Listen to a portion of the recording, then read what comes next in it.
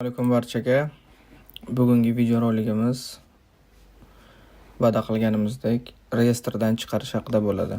Ushbu videorolik reyestrda Rossiya Federatsiyasida barcha hujjatlar joyida bo'la turib, xatolik bilan reyestrga kirgan fuqarolar uchun bo'ladi.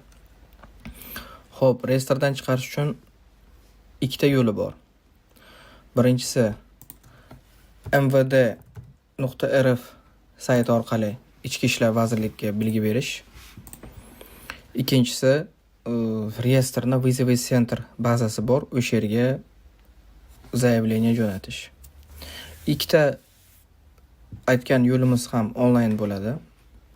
Buning uchun bizlarga nima kerak bo'ladi? Birinchi kerak bo'ladigan narsa qo'lingizdagi barcha hujjatlar, pasport, registratsiya, migratsion karta, patentingiz va barcha to'lagan patentingizdagi cheklar. Eng asosiy kerak bo'ladigan narsalar. Birinchi yo'lga o'tamiz. Birinchi ko'rsatadigan yo'limiz. Birinchi variant. mvd.rf saytiga kirib olasiz. Video ostida linkda qoldirib ketaman. mvd.rf. Ozgina pastga tushirsangiz, Priyom обращения degan bo'lim bor. Shuni bosasiz. Keyin sizga qaysi bo'limlarga degan nima chiqadi? Подразделение chiqadi. Shu yerdan pastga tushirib, Миграционная служба degan bo'lim bor. Главное управление по вопросам миграции. Shuni belgilaysiz va продолжить bosasiz. Bu yerda o'qib chiqish kerak bo'lgan informatsiyalar bor. O'qib chiqish shart emas. O'qib chiqdim deb belgini qo'yasiz va обращениeni bosasiz.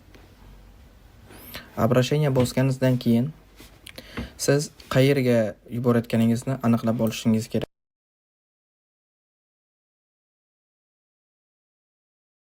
Bo'lsangiz, bu yerga Google'ga начальник УФМС Ленобласть deb yozsangiz, sizga chiqarib beradi.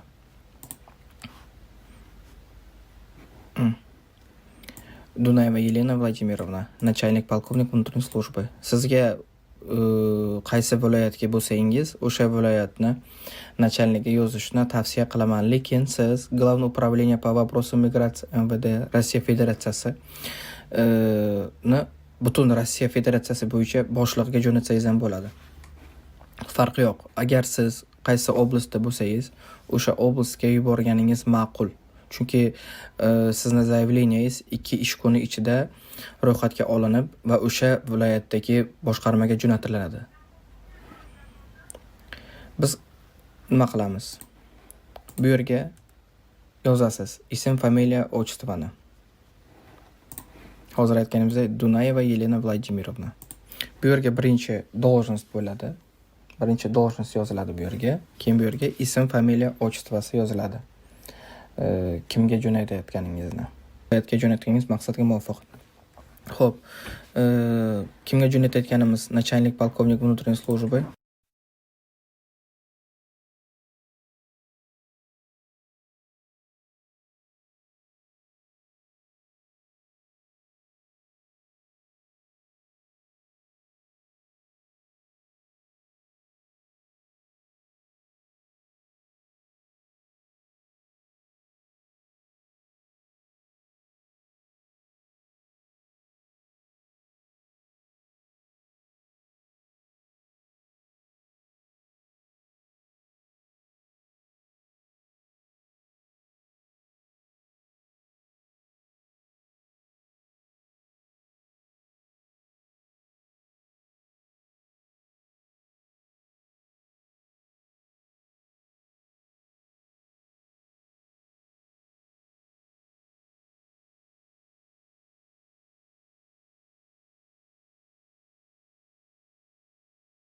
Keyin siz bu yerga o'zingizni ism, familiya, отчествоңiz, masalan,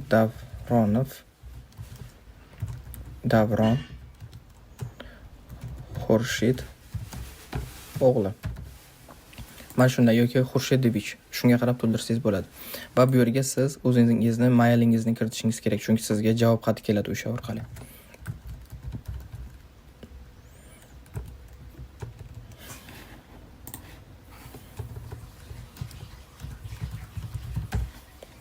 Masalan shunday. keyin bu yerga telefon raqamingiz va qaysi oblastda ekaningiz. Leningrad oblast. Agar siz oldin ham shu haqida zaявleniya yozgan bo'lsangiz, bu yerga zaявleniyani kiritasiz, lekin siz birinchi marta bo'lgani uchun bu yerni bo'sh qoldirasiz. Va eng asosiy qism, bu yerga siz o'zingiz haqingizdagi ma'lumotlarni yozib, siz haqiqatan ham Rossiya Federatsiyasida qonuniy kirganingiz, qaysi kun kirganingiz va barcha hujjatlaringiz joyida ekanligi, anglashilmovchilik sababli siz reyestrga tushib qolganingiz, bank kartalaringiz yopilib qolganligi haqida barcha tafsilotlarni yozishingiz kerak. Agar siz yozishda qiynalsangiz, yuridik tomonlama yordam kerak bo'lsa, ushbu videorolik ostida telefon raqam qoldiraman. Ushbu telefon raqami orqali WhatsAppga murojaat qilishingiz mumkin.